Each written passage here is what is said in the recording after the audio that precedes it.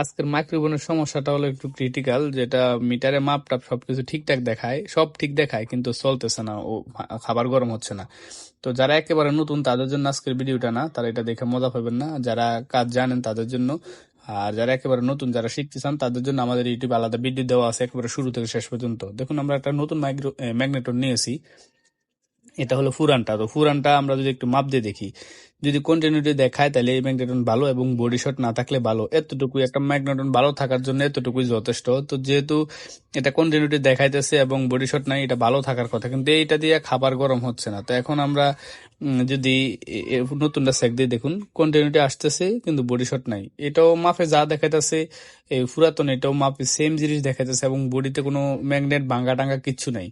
তো এই সমস্যাটা কি? এটার সমস্যাটাই খুঁজে পাইতেছি না। এখানে দেখুন, তো এই ক্ষেত্রে আমরা একটা নতুন ম্যাগনেটন নিয়েছি, এটা লাগাবো। লাগানোর পর দেখি চালু হয় কিনা। আসলে এটা নতুন লাগালে চালু হয়, এরকম আমি আরো অনেক সমস্যা পাইছি।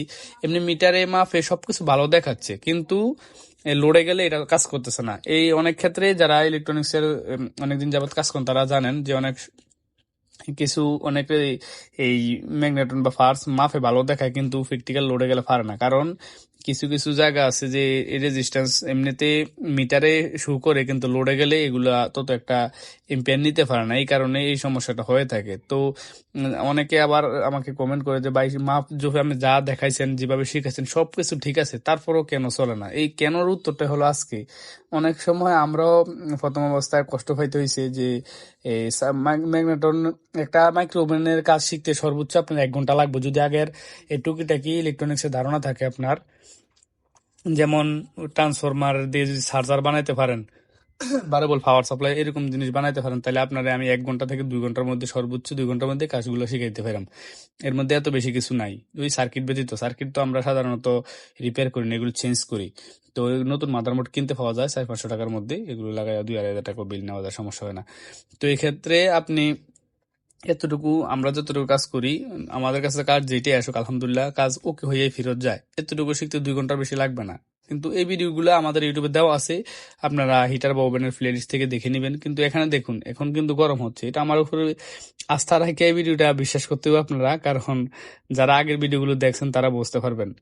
অনেক ক্ষেত্রে আমাকে কমেন্ট করেন যে, ভাই সব ঠিক থাকার পরেও চলে না কেন? এই সব ঠিক থাকার পরেও যদি না চলে, আপনি মিটারে মাপ দেখাইলেও আপনি চেঞ্জ নতুন একটা লাগাইয়া, বা রানিং মাল আছে অন্যটাতে খুলে রানিং একটা লাগাইয়া দেখবেন।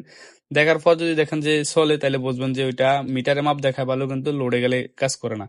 তো যারা এই ধরনের কাজগুলো একেবারে ডিটেলসে শিখতে চান, অবশ্যই আমাদের ইউটিউব চ্যানেলটি A to Z ভিজিট করুন। ভিজিট করলে আপনি বুঝতে পারবেন যে আমরা কি কি কাজ করি, এবং এই কাজগুলো শিখে আপনি একটা দোকান দেওয়া সম্ভব কিনা, এই কাজগুলো কতটা কঠিন একেবারে সোজাভাবে আপনি আপনাদেরকে দেখাইছি।